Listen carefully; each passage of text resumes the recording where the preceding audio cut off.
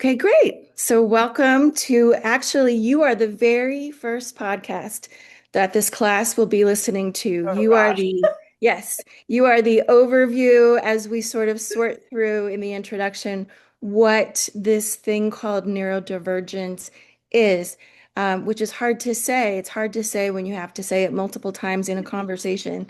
Yeah. So, this class is a new class. It's called Neurodivergence in Literature and Media. And instead of doing a lecture series or PowerPoints or discussion questions, which is what my usual ammo is, I'm trying to actually sort of address neurodivergent methodologies and ways of processing information as at the same time as discussing the topic. So I'm doing podcasts. The students will be responding to the podcast with sort of short reels, pulling things out, making commentary. They can do it on the way to the train. So it's kind of trying to be more in their mode of processing information and thinking about things. So today we have Cyndi Maurer, Dr. Cyndi Maurer, who actually got her PhD at Rutgers Camden in childhood studies, but has gone on to do a million really interesting things. So if you could sort of just say, first of all, I know you work with some neurodivergent folks, and in what capacity? I think that you have a variety of different kind of populations you work with.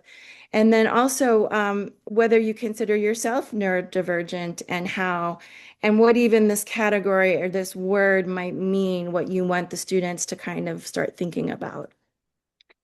Yeah, thank you, Holly. I love this format. I think it's going to be great. I'm excited to hear responses and how those go.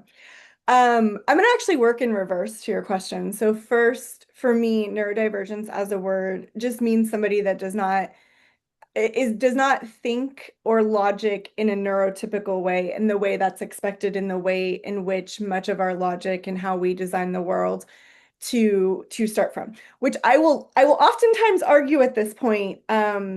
Those that have neurodivergence, I think, should be considered the neurotypical ones because I think there are more of us than those that are neurotypical. I also like to make the argument like, what was the like reference point for neurotypical, right? Was it a white male? Because most of the medical things like start with white men. So just kind of like to throw those two things out. I do identify as being neurodivergent. I do not have a diagnosis. I have had the same therapist for I think 12 years now, and we've agreed like a diagnosis at my age does not offer me anything. It doesn't offer me any resources. One of my jobs is completely open. I think all of us, I don't think all of us identify as neurodivergent, but very accommodating. And then I work for myself. So we're like, we don't need to test it, but it's very likely autism and ADHD. So AUDHD. And like if you're on TikTok and you see all those like, is that me? I identify every single one of them to the point where like I'll send them to friends. Um, and and then in terms of who I work with, so in my own personal business, I do mindfulness, meditation, energy work, that type of thing. And I work with kids all the way to elderly. In all honesty, I think the youngest I've worked with was like 6, maybe a younger actually. And then I think the oldest was like in their 80s. And while not all of my clients are neurodivergent, a lot of them are, whether they have an official diagnosis of ADHD or autism, dyslexia, all of those various things where their brain just does not think the way in which everybody else's brain supposedly thinks. Additionally, in my other job, there is some visibility into neurodivergence simply because of the population I'm working with, which is foster and juvenile justice youth. And so there's a higher likelihood of neurodivergence, being aware of the neurodivergence, I should say, simply because of the systems that they're going in. And so I get a lot of visibility there. But I would say in my personal practice is where I get the most visibility, as well as I think the majority of my friends are neurodivergent. I think I can count on like one hand the ones that like don't qualify themselves as neurodivergent if I were to ask them. I think I answered everything. Yeah, and but so there's a lot of themes I would want to pull out. Um, One that stands out is the looking in the mirror through TikTok. Um, and I guess I want to put that in dialogue with the idea that sort of neurodivergence develops in dialogue from a neurotypical idea, which seems to be the dialogic polarities in your mind. But then the argument is that neurotypical is a smaller subset population, maybe the one sort of with developmental norms or what have you, the one studied, maybe even the one that's, don't they often say that studies are often based on college sophomores? Yeah, yeah. Maybe there's a neurotypicality to the intro to psych class that's not representative, right? So maybe we've been thinking about it all wrong. Is there a way in which the TikTok videos and mirrors and discussions kind of help you situate yourself, help you make a new neurodivergent norm, if you will, or a Yeah. community?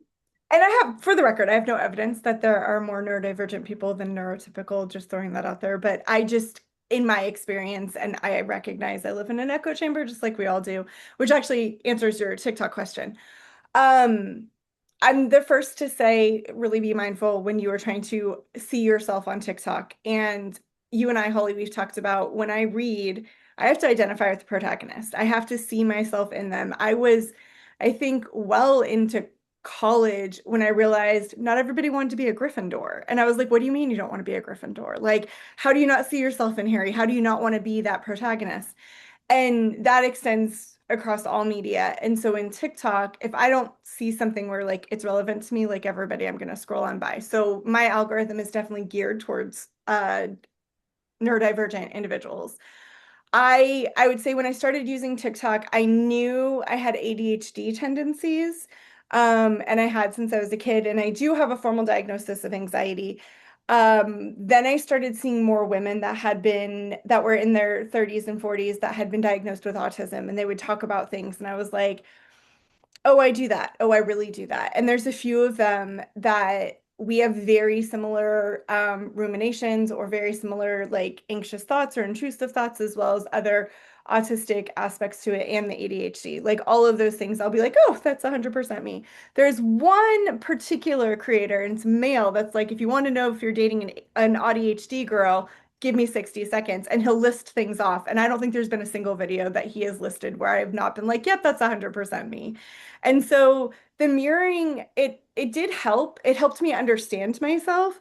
I wouldn't say because of how I am and who I am, I didn't like I didn't need the validation that like it was valid. I talked to my therapist about it, and like I said, we both agreed we don't need to do a formal diagnosis.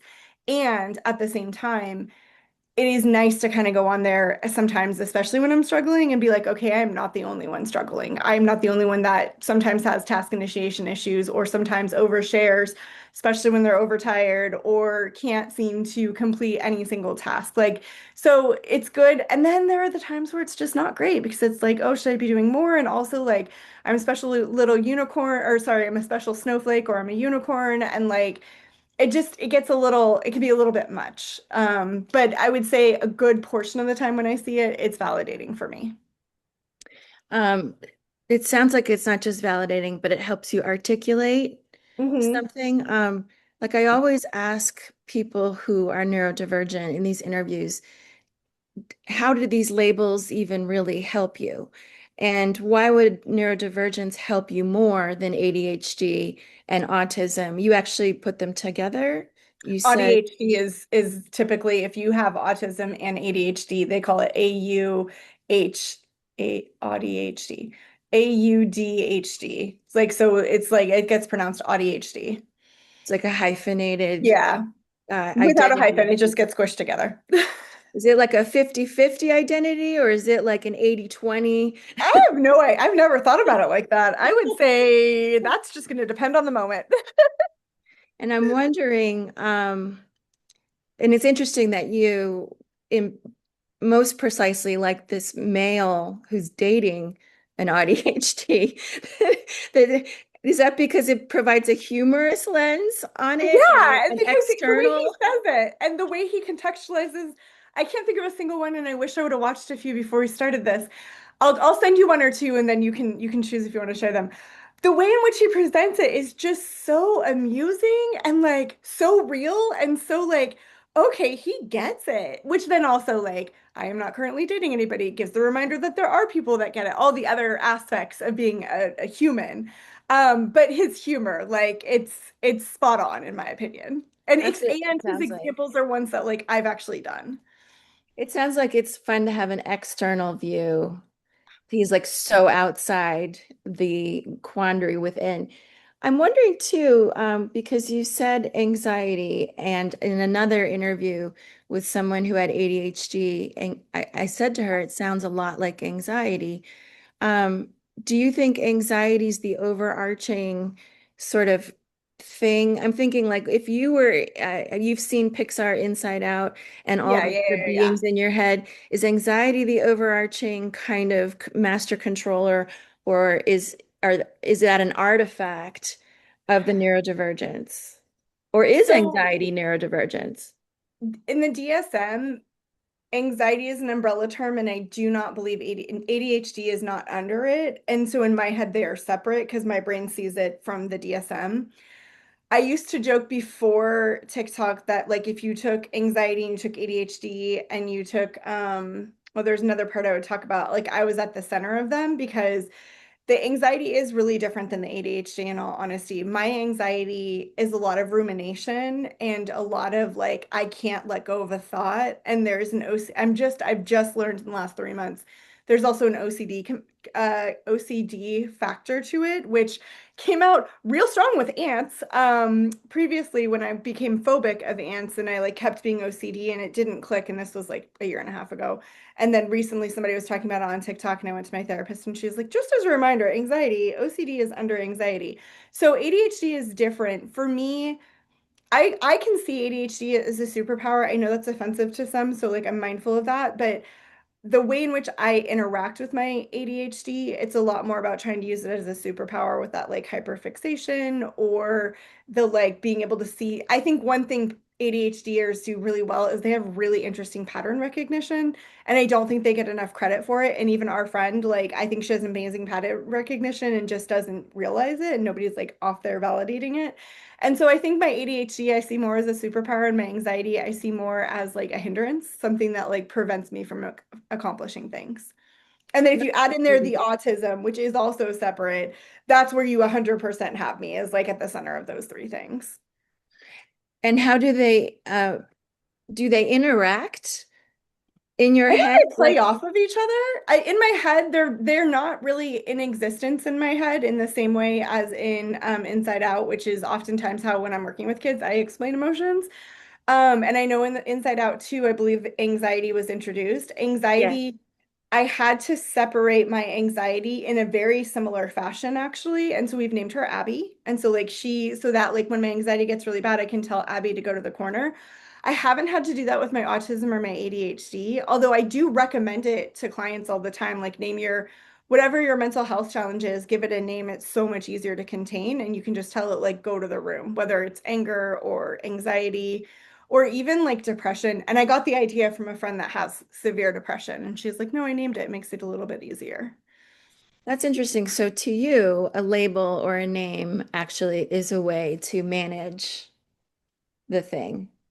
Yes, and I would say I identify I don't identify with the diagnosis because I don't have one, but I do identify with the label. But it's not one of my identities. Whereas years ago, I will make the argument that years ago, my anxiety was one of my identities. Being an anxious person was a relational identity.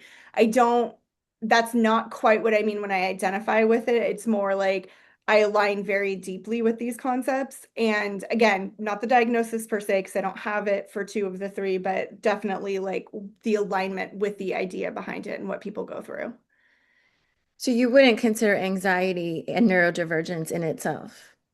I wouldn't, and I don't think it is considered a neurodivergence. And at the same time, your brain is working differently. So like, no, because for me it's a lot more chemical, but then yes, because like the rumination. So I don't have a good answer. And I want to be Yeah, science. well, the students are reading an OCD point of view, turtles all the Hmm. way down, and you said that is listed under anxiety. Yeah, OCD is under anxiety. And yeah, I Yeah. guess the OCD is new for me. So I guess other people that have anxiety might identify it as being neurodivergent, especially if there is OCD. So I guess what I'm wondering is how much does this kind of global concept of neurodivergence kind of help us?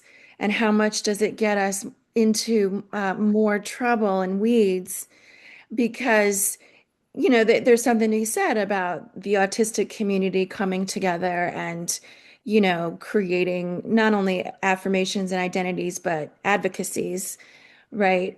So how much is useful diluting that sort of communal discourse, and how much has this opened up a new way of thinking, which I really think it has.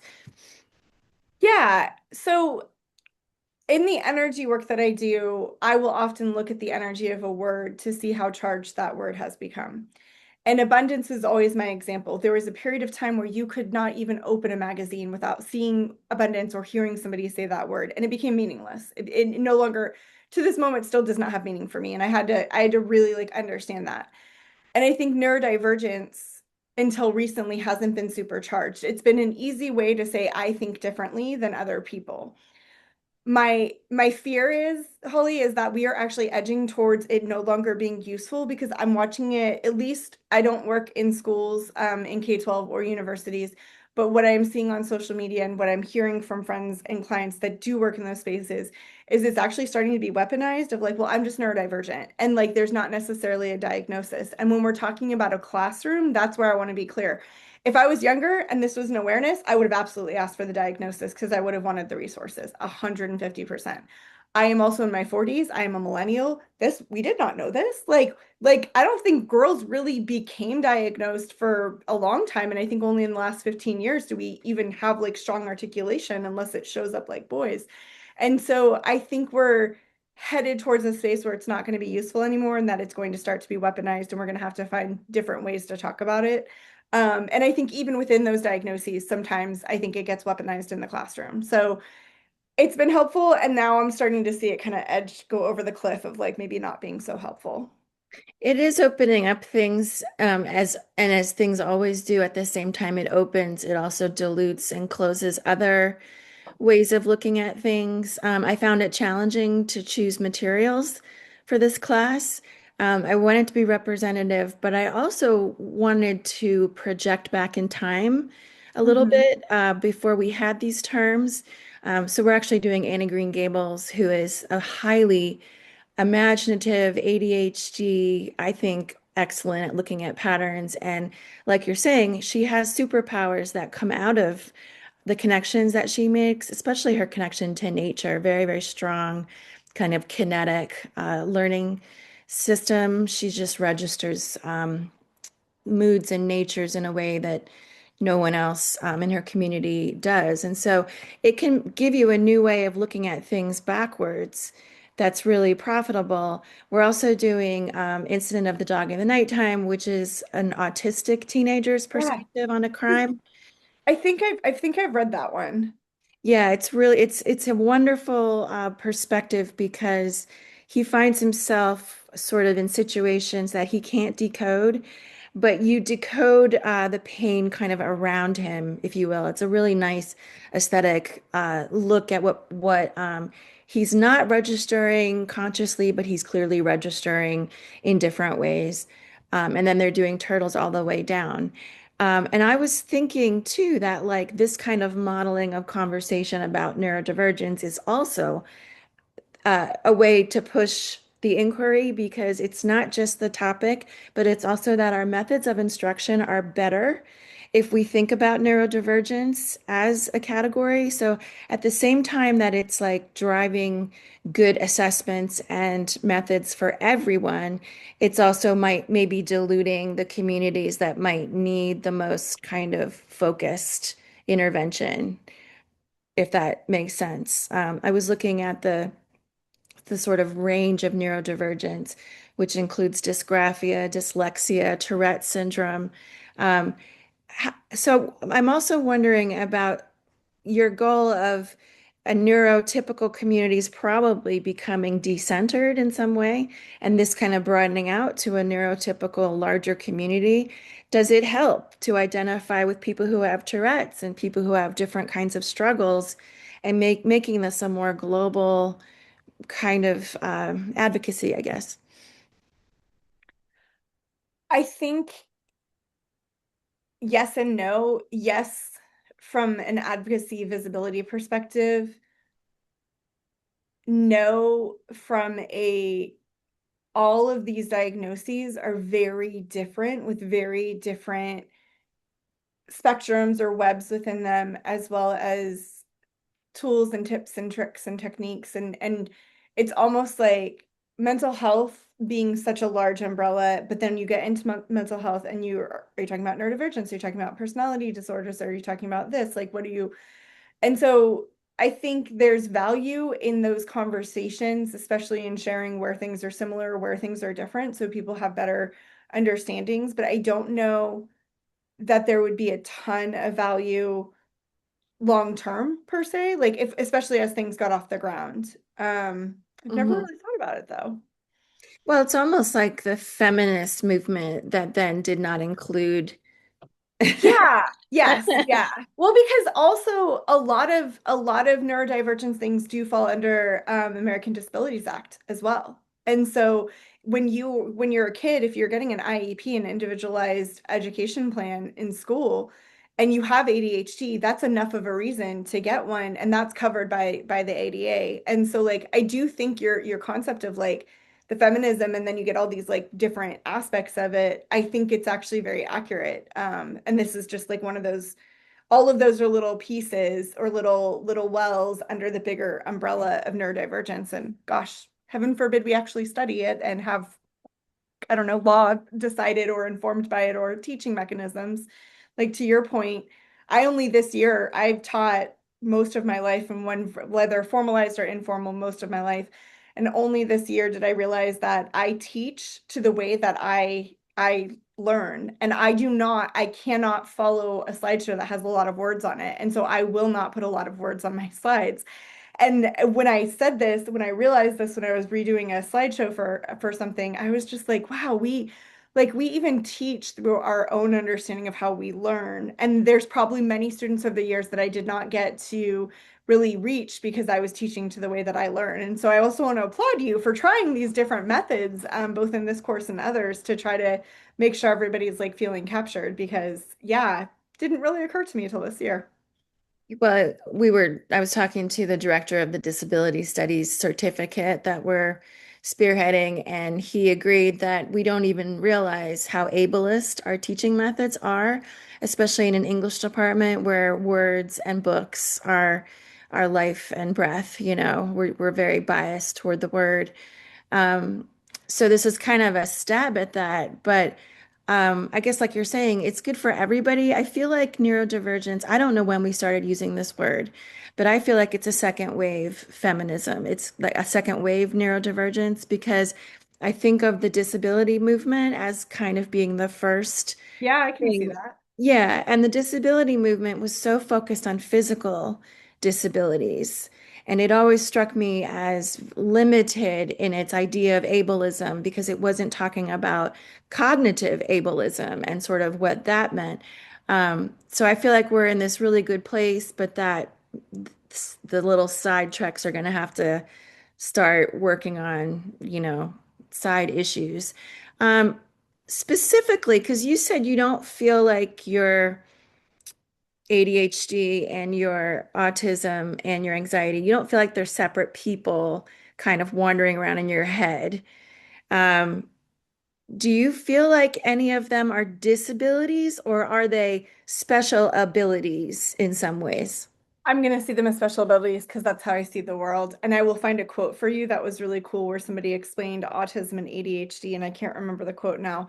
But when you were talking about how I see them, I sometimes see the autism as like a framework and then the ADHD as like a filter or the anxiety as a filter. Like I think I see my autism more as just like the framework of how I see the world. And then these other things kind of come in and help pull out what it is. I had to learn to de-identify with my anxiety because of how that was, I did a lot for my anxiety since I was diagnosed when I was 20 something.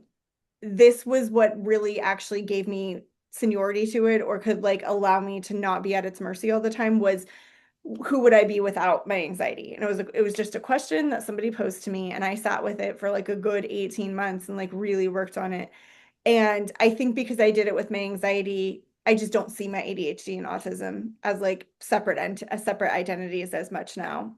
They probably could be, but when I'm looking at identity and how I am showing up with things, that doesn't like pop in as much as like, I don't know why it's always a viewfinder or like the old school slide roulette things or whatever, where like you could change Yeah. colors of things. That's when I talk about filters, that's what I always see in my mind's eye. Uh-huh. Well, and it's almost like glasses then, like a certain Yeah. color of glasses that you don. So is it like different glasses are sort of filtering you at different times? Can you recognize that? Do you compensate for it or do you just like go with it? Yes to all of the above. Can I recognize it? If I am not sleep deprived, then I will recognize exactly what is running my system. I have insomnia, so sleep deprivation is a pretty common state for me, in which case I don't always recognize it, especially my anxiety, and especially whether or not my anxiety is mine or I'm picking up somebody else's anxiety and taking it on as my own. And so I can recognize it a good portion of the time, but sleep deprivation, one of my mentors calls it halt when I'm hungry, angry, lonely, or tired. That ability to recognize it is really challenging. I can call it in from time to time through perspective taking or like imagining what it would feel like or think about it from that perspective. Like if I was able to hyperfixate right now, like what would that look like? And then I can definitely ignore it and mask it. I mean, I had most of my life masking it. And so that's probably the most foreign now, but the easiest for me to find myself going back into. So would you say there was a moment in time where you figured out that you had these things in combination that you were like, aha, and then your past kind of made sense? Was there like a coming out story? A lot of the people I've interviewed have said there was kind of an aha. And one person was diagnosed in her 30s, and then suddenly her entire life and all of the struggles in it were kind of clearer to her, which involved parents, actually, interestingly enough.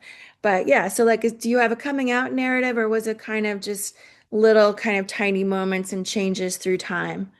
I'd love to say I had a coming out moment, which I did not. When I learned about the meditation and the practice I do there was when the rest of my childhood and everything that came before that like made a lot of sense. And so I think when the pandemic began, I had already been diagnosed with anxiety and I already had like deep awareness about my ADHD. I mean, I had deep awareness about my ADHD, I think in high school of like just this ability to hyperfocus.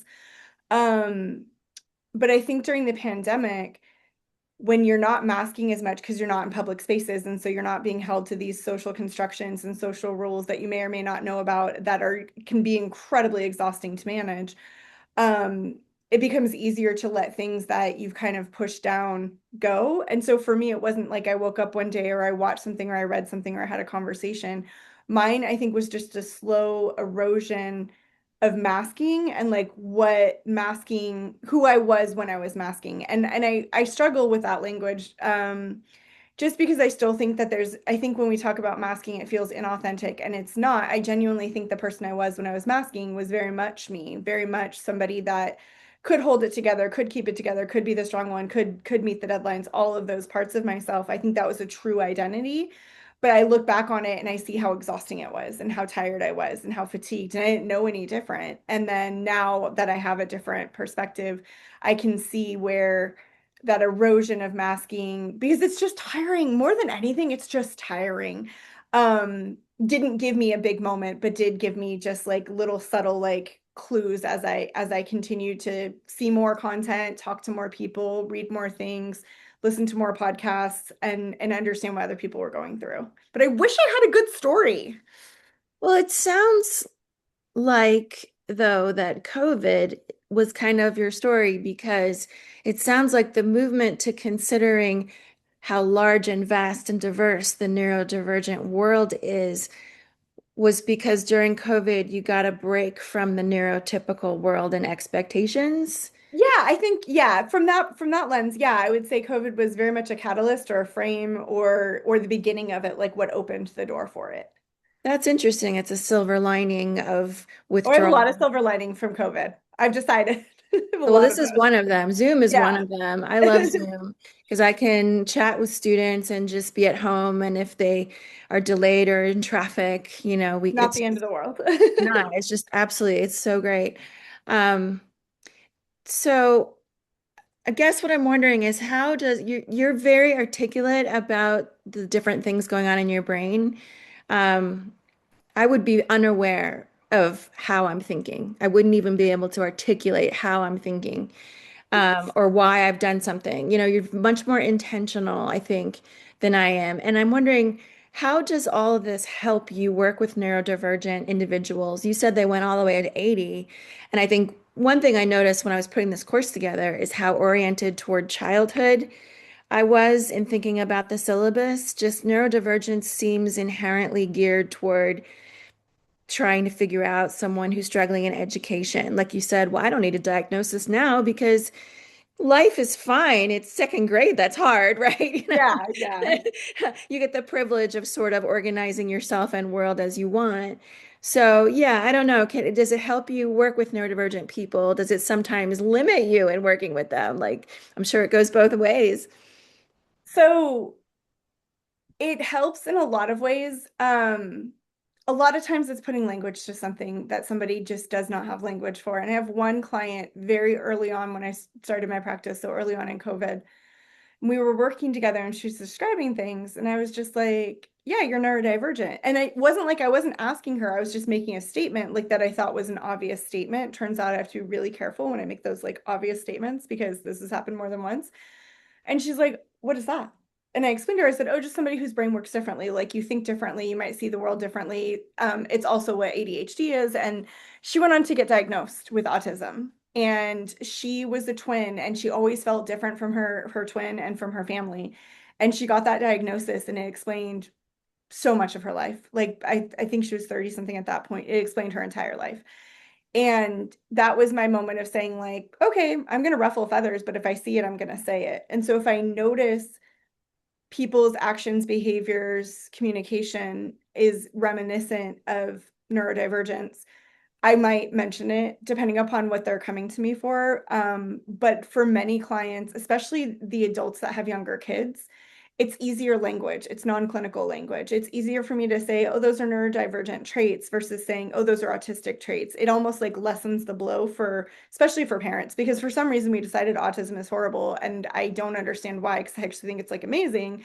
And when you look at well-functioning millennials and Gen Xers that are women that claim that that have been diagnosed with autism, they tend to be pretty freaking awesome kids.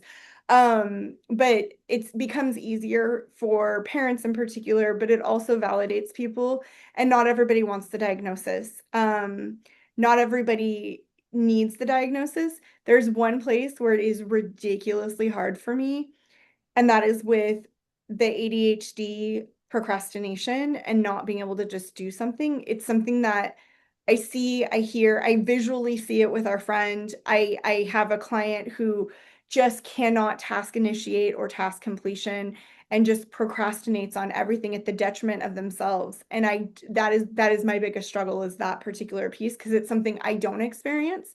My anxiety keeps me real good at making sure everything is taken care of, and keeps me real good of being not quote unquote scared, but like all the bills are going to be paid on time, because my anxiety is not going to let that happen.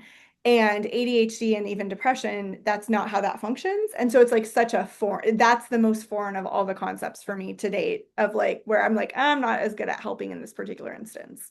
Oh, that's interesting.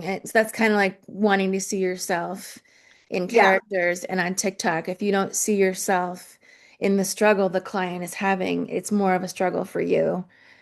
to help and in ways that will actually work and aren't recycling things they've already heard. But yeah, I would say that procrastination piece is definitely the hardest.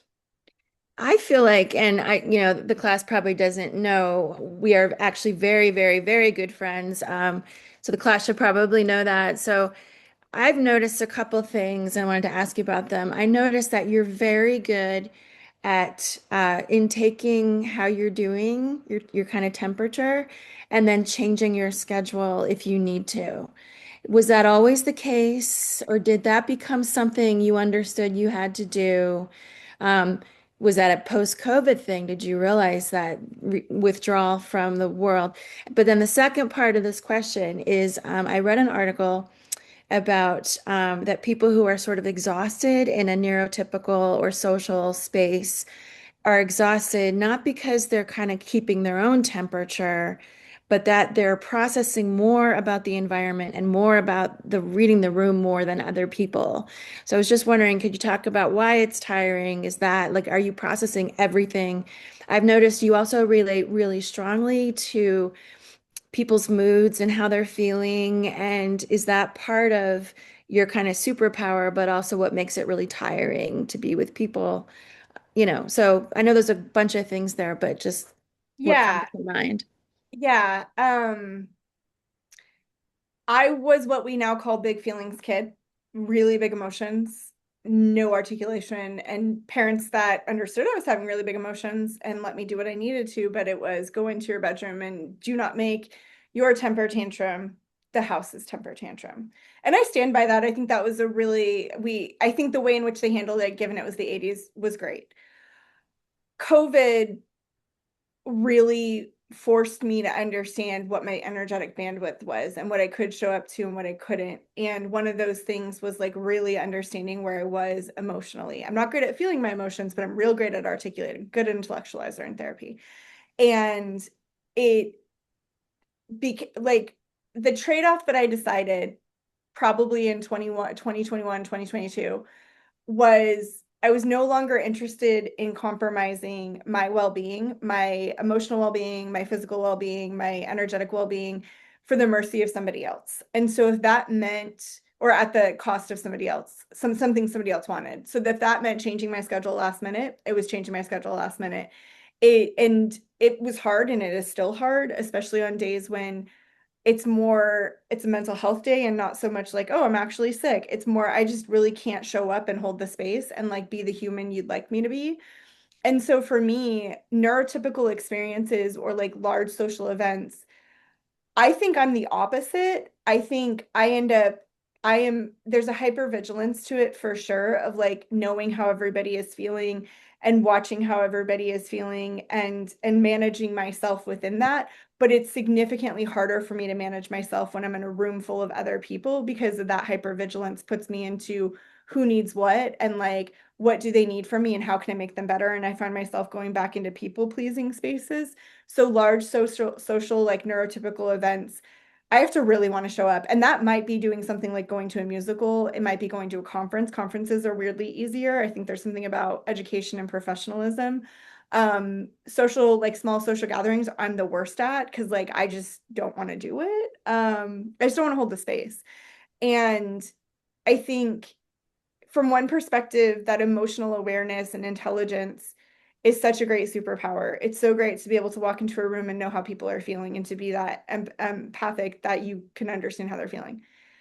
When you are raised to be a people pleaser, it is really hard to not try to fix everybody and fix everything in the room. And so even if you choose to ignore it, you are still aware that that person over there is not having the best day, or that person over there is like beyond excited. You are still taking that temperature, even if you're choosing to not interact with it.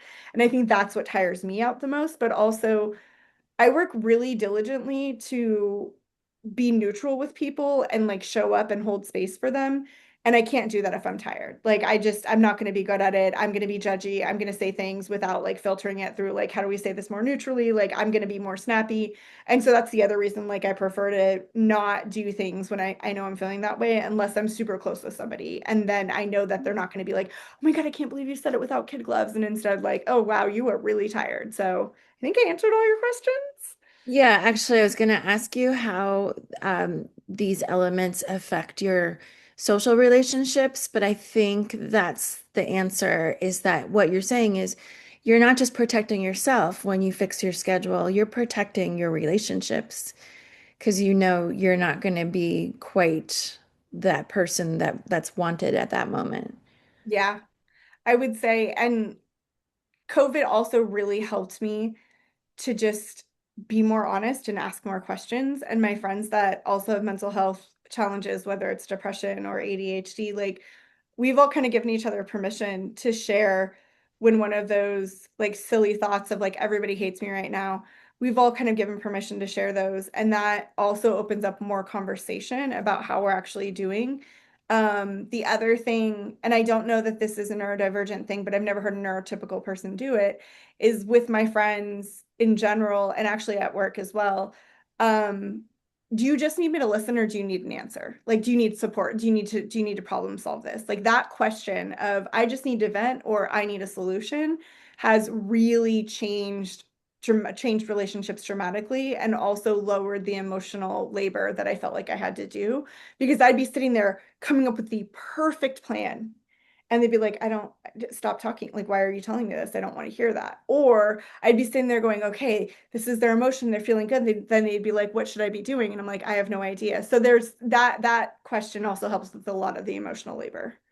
It sounds like the conferences are easier because there's a set structure and expectations are very clear. Yeah, it's like you step into that identity. Like when I go into the office, I'm stepping into that particular identity or identities. And then it's easier because you're like, okay, these are the skills I don't need when I'm in this particular space. And at a conference, I don't really care how people are feeling. Like unless Right. somebody's like crying, I'm not really going to be super concerned about other people's emotions. And so yeah, I Right. would say there's more structure and more expectation. It's the liminal spaces that are the more that are tougher. It Yeah, is I the get it. liminal spaces that is always the space between things. And I try not to overburden the students, so I'm gonna bring this to a close. I try to keep them at like 45. What do you want them to learn in this class or know? You can talk about mentorship, you can talk about microaggressions, you can talk about sort of education, but like what do you want them to take away from this class? Three things. One, I'd really hope that at the end of this course, your students' perspective taking is expanded, that they can look back on experiences from when they were younger and they ousted somebody or ostracized somebody that was neurodivergent in some way, or they judge that they can go into the rest of their life kind of remembering that there are different perspectives. Second thing, for any of your students that have any question on whether or not they're neurodivergent and they're comfortable asking, it is worthwhile seeking a diagnosis, especially if you were in school, especially if there's any relation to learning disabilities, like you said, dyslexia and the number one, and ADHD. Like there is no shame. No, I take it back. There's a ton of shame that's external, that's created by society about mental health and how you should be able to do it on your own. And it's just ridiculous. And so I hope any of your students that can say like, hey, I see myself in that and I want to explore more, that they feel comfortable and confident asking and talking to somebody. And then the last thing I hope they'd get is that they would appreciate the course for what it is. These courses aren't easy to make, and I've witnessed you create this course. And I don't know that I don't know that when I was a student, I truly understood when my teachers went above and beyond, and it wasn't just here's the textbook, read it, show up, there you go, and actually provided different ways of learning or different experiences, both K through 12, but also university and undergrad. And so I think coming out of a course like this that is very on point right now, you can see it everywhere, can really inform whatever you're going into, but also the way in which it's been constructed, that they can understand that it's unique and that there's an appreciation behind it. So those would be the three takeaways I'd like to see them have. Which is both sort of looking at themselves, but also taking responsibility for ableist assumptions, Being which a I good think little citizen in the world. Yep. is very much part of the course. So, what should we title your podcast? What do you think your core theme was? I Oh, I feel have like no idea. the blend. I feel like I should call it. What? How did you say it? AUDHD. AUDHD. That's what I'm going to call it. I think because. And Yeah. how do you spell that? Here, I'll put it in the chat, but it's there you go. And then I'll be able to know if they actually watched it, if they know what that is.